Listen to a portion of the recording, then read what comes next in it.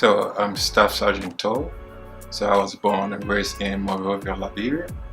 So my home of record is Austin, Texas.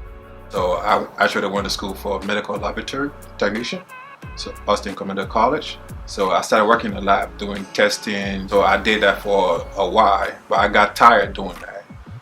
The other thing too is healthcare, paying like $400, $500, every paycheck for my family at the time when I had a son, paying just that amount, I thought it was too much.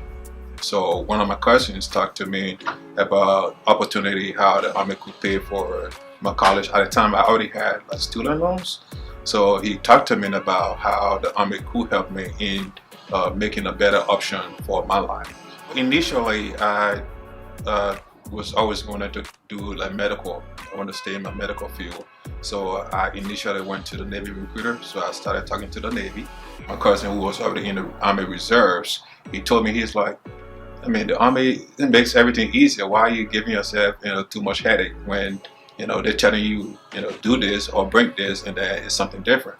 So I was one of those, people who just walked to the Army recruiting office, already tested everything, had my folder in hand, and I just show up like, hey, I'm ready to join the Army.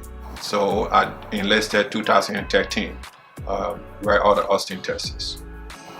88 MAC is my MOS. So motor transport operator, you call it. So most people say like we truck drivers, and all we do is drive trucks. But I think this MOS is very important, because without this MOS, there will be no Army.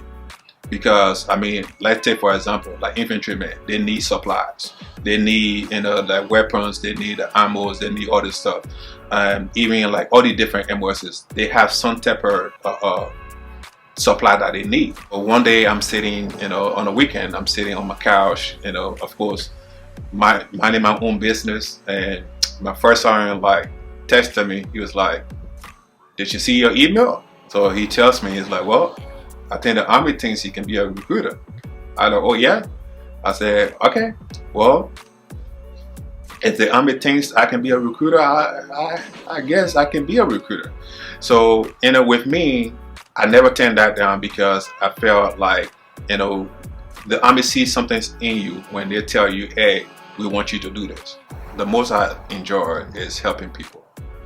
Because when I go to schools and different communities, and I see people out there, like, most of the time I ask people like, what do you actually want to do? They're like, oh, I want to go to college. And then my next question is always like, okay, how are you going to pay for college? It's a good feeling, okay, because I understand that, there's people who are looking for mentorship. Okay, there's people who are looking for a change of life. They don't have a father figure in their lives. They don't have a mother figure in their life. They don't even know where their next paycheck is going to come from. So having to tell someone, hey, the Army got you. You're going to have, for example, if you don't have kids, you're going to live in the barracks for free. You're going to have free meal. You're going to have no rent. You're going to have all these different things. At the same time, you earn a paycheck. At the same time, you get to travel and do all the different things that, maybe your parents couldn't afford to give you. Or being able to help people, being able to talk to people and then change their lives. For me, I'm one of those people who always have a plan. I want to have a plan before I make that next move. My goal is to become a physical therapist. One of the unfortunate things that happened to me when I enlisted in the Army was Hurricane Michael. So Hurricane Michael happened in 2019 when I was in Panama City. Having to come in this country and work for years and years, and all of your belongings and properties get destroyed, that alone kind of, hurt me and my family.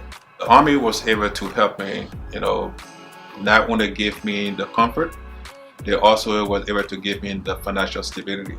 So I was homeless, literally for 6 months. So me and my family, we stayed in a hotel for 6 months. So the Army in that process, like, they took care of what we ate, they took care of the hotel. If I were to compare that with a civilian job, I wouldn't have had the opportunity to have all the necessary help that I got. There is a saying the leaders are born, which I believe that leaders are not made. The Army, reinforce that leadership.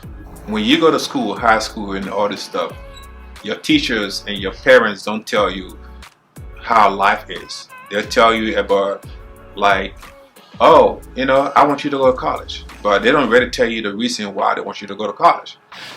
So your focus should be your own personal goals. So you cannot live someone else's dreams and ambitions. Your goal should be your own personal goals. I'm Staff Sergeant Toe. All right, I can be your Army recruiter. Talents out.